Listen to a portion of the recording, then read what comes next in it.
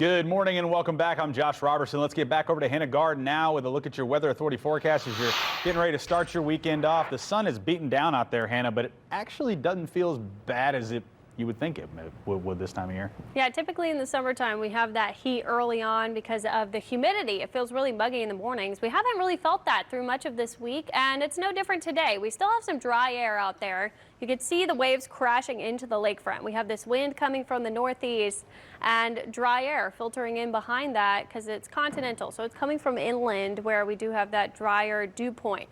So New Orleans right now sitting in the upper 70s. We had some 60s this morning, but Slidell now went to around 73, Homa 77, not feeling too bad.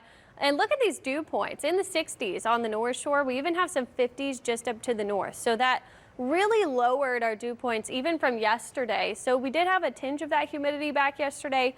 It's going to feel a lot better today on the North Shore especially. So low 70s down to the south, still not very humid.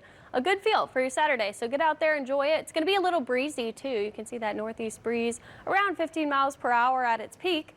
And then we'll see a couple of coastal showers. They could try to climb a little bit farther inland, but it's mostly going to be for the South Shore. We'll see some clouds because of that, and we'll stay in the low 90s. I'm forecasting 92 for our high today.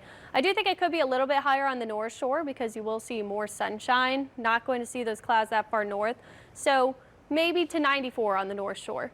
Tomorrow, we're still going to get into the low 80s for our lows on the South Shore. We'll see some low 70s on the North Shore, and then slightly cooler temperatures because we'll have more widespread rainfall. We're going to have some heavy tropical showers coming in at times, but for the most part, it's just going to be light rain lingering throughout the day. The reason for this, on water vapor, look right here. We have this counterclockwise spin wrapping up. This is a cutoff low. That's what we call it because it is cut off from the jet stream. So it's kind of sinking down to the south underneath this ridge of high pressure that's right here. That's this clockwise spin that keeps us hot. That's what was over us when we were really heating up. But now this is pushing this down to the south, and on the northern side of that, we see this northeast flow, which is drier air. The oranges here, that's in the upper levels, but that dry air also corresponds on the surface because it's starting to form this mid-level circulation here. It's not really a surface low, which is what we look for tropical development, but it's definitely disturbed weather right here. We're starting to see some showers creeping into our east, and that's what's going to move in along the coast. We also have this area of moisture down here near Florida that's going to try to move up to the west and kind of combine with this. We'll see a lot of moisture over the Gulf as we head into this week. And look at the sea surface temperatures. This is record ocean heat content. So it's really hot in the Gulf, and mid to upper 80s on the temperature is going to try to fuel something to come together. Now, I don't think we see a tropical system with this. I don't see that low level circulation really forming, but we'll definitely see disturbed weather down to the south of us because we do have that fuel of the Gulf to work with. So tomorrow we'll see the banding tropical rain showers coming through mainly in the morning and the early afternoon. It kind of tapers off to the evening, and then that disturbance moves over to the west. Now, we still see some lingering rain Monday, even into Tuesday and Wednesday, because we have this boundary up here to the north that doesn't move, and this will stall out near Texas. So we're not going to see really a huge change in the pattern,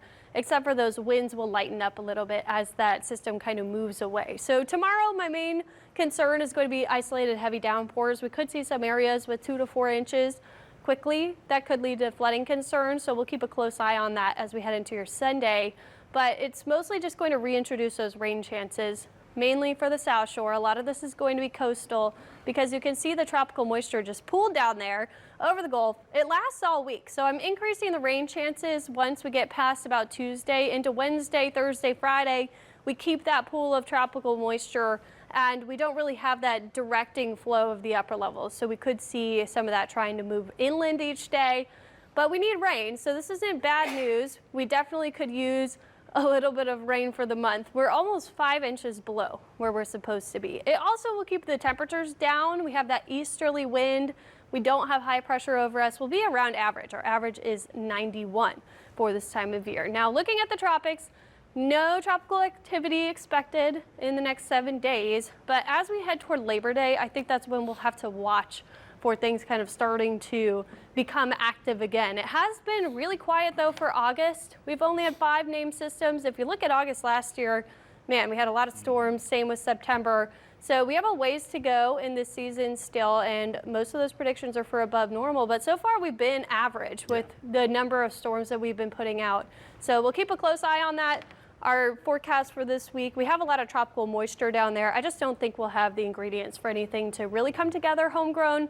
But as we head towards September, we need to keep a close eye on things. And again, I think people are still remembering, in 2020, 2021, we had so many storms. We were like halfway through the Greek alphabet, which was those years where I think now when we say like overactive storm season, like you said, right now it's average, could still get worse. We could still see more, but it's just, I think people are like, that was those years where we just. Well, it's been unusually quiet so far for this year because they have predicted above normal season. We've had still Saharan dust over the Atlantic. The waters are actually cooling in the Atlantic, so that is kind of helping us out a little bit. All right, thank you very much there, Hannah.